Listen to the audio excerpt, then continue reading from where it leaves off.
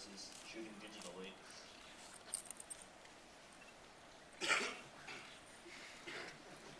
The decision about digital or film is going to be made for us, you know. I think the answer is film is going to be gone. Although I think it'll make a comeback. It'll be like vinyl records or something. But the movie was shot on 35mm film. What we did do was, Darius Kanji and I, the cinematographer and I, we did tests on Alexa, Red, Kodak, and Fuji. Fuji doesn't even make film anymore, by the way. And I filmed them out, and I did them blind.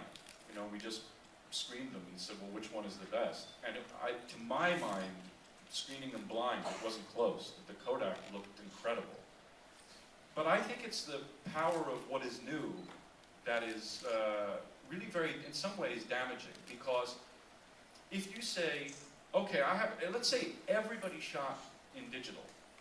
The whole world were digital. There weren't Steven Spielberg and Chris Nolan, all those guys, they were all shooting digital.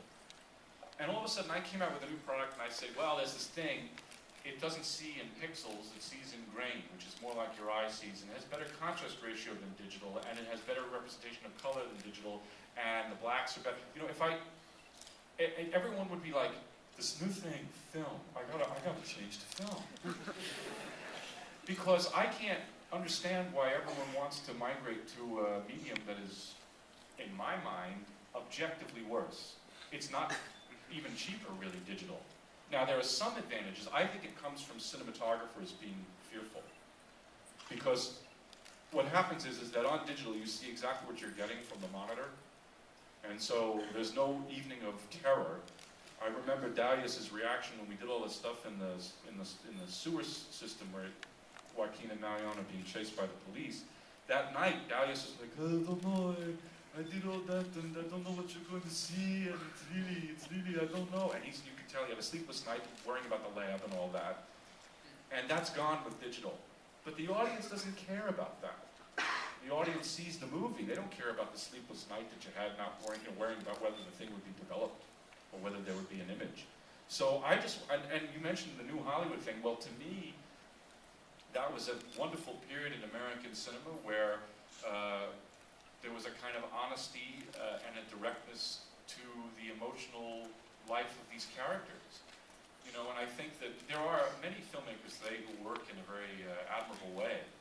But if you look at the studio system, it certainly represented a kind of a peak. I mean, it's not just me that's saying this. I mean, there's 1939, 1941, and then there's 1967 to about 1974, 75. So those are the periods that have inspired me. But I'm not alone. I mean, every filmmaker I know who I'm friends with, the contemporary of mine, who are obsessed over those movies.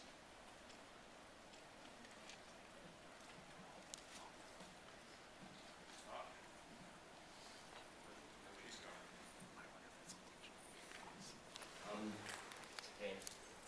The Jeremy Renner's character, Orlando/Emil, he's the one character in the movie who really explicitly mentions the American dream, sort of promises escape. And he's a professional illusionist. And I was wondering if you could talk about the significance of that.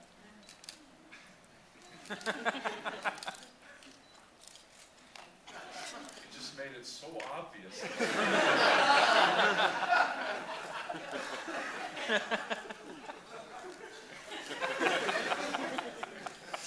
The character came from when I had read about the show on Ellis Island that Caruso sang. That he had acts opening for him, one of which was a magician. And his character is based on a real guy named Ted Anneman, for whom he is literally the spitting image.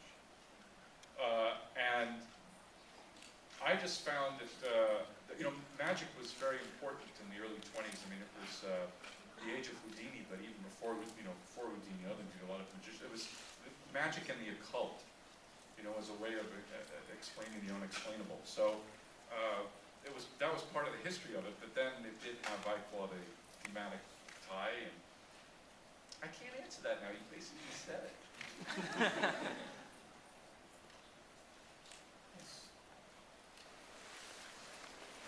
No, the mic's coming.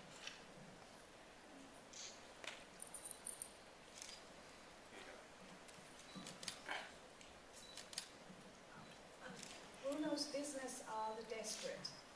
And at the beginning, there wasn't much of a soul that was visible. And then I felt the journey that we go through throughout the film with Eva is finding glimpses of the soul in Bruno and in others, in the business of the desperate. Is that something that you would say is what you were doing? Well, I can say that we sort of engineered the movie a bit. I know that we talked about this. I certainly engineered the movie on a script level in reverse. My co-writer, a wonderful guy named Rick Manello, who's now dead, unfortunately, tragically, he and I talked about the ending first and how that would inform everything. That ultimately it was more about the ending made the story in a way about him as much as it was, if not more, than about her, because he, in a way, is forced to confront his self-loathing and to come to grips with the fact that just to survive is its own form of heroism. Certainly it was back then, it is today, I think. I mean, life is very hard. You know, people will say to me, a movie director, what's hard about your life? It's like, everybody's life is hard. Everybody lives with great challenges, and my whole journey to attempt to express was that in order to survive, he had to do these things, and I didn't want to, as horrible as they are, I didn't want to judge him for it. And that in the end, that we saw through this self-hatred some kind of deliverance. I know this is not making any sense. The way that you try to write these things is to come from a very emotional place. It's not a verbal or intellectual one. So you try to think thematically as much as you can, but in the end it's trying to communicate almost the unfathomable, almost the kind of non-verbal mysterious. And with that character I felt a close kinship. You know, obviously I'm not a pimp in the Lower East Side, but thank God my wife has not yet arrived in New York.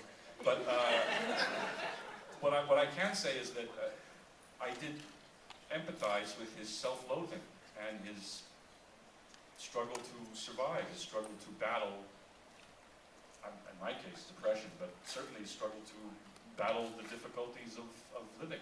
I don't know. That sounds good. Sounds really good. Is it because I felt it was gibberish? I mean, I meant it, but it was gibberish. That's the sad part. We have time for one last question. It's rough sitting in the front row. They still live past you. Tough. I thought you had the seat. Like, you can't miss me, man. Right here. You really want to go to the front row? All right. So there's two hands in the front row. Here. Thank you, Dennis, and thank you, Joaquin. This is a question for you, actually. We've seen you do a number of impersonations here, of character studies, if you will. So, with that, I ask you basically two questions. First of all, when you write, do you hear your characters speaking to you in your head? Secondly, do you ever intend to act yourself? And thirdly, when you're explaining what you want to actors, do you ever act for them? Go